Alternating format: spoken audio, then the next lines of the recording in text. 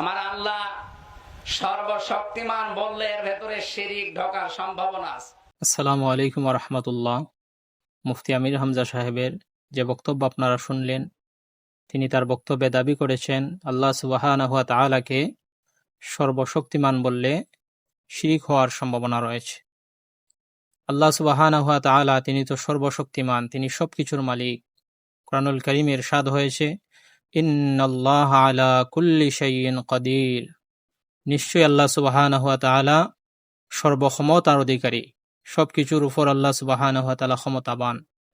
তাহলে আল্লাহ সর্বশক্তিমান যদি বলা হয়, তাহলে কেন শিরিক হবে? আল্লাহ সুবহানাহু ওয়া তাআলার সাথে কোনো কিছুর শরিক করলে বা তুলনা করলে শিরিক হয়, কিন্তু সর্বশক্তিমান তো আর কেউ নয়, একমাত্র আল্লাহ। তাহলে এটার জন্য শিরিক হবে কেন? মুফতি আমির হামজার এই বক্তব্য সম্পূর্ণটাই ভুল বক্তব্য। এর থেকে তওবা করে ফিরে আসা উচিত।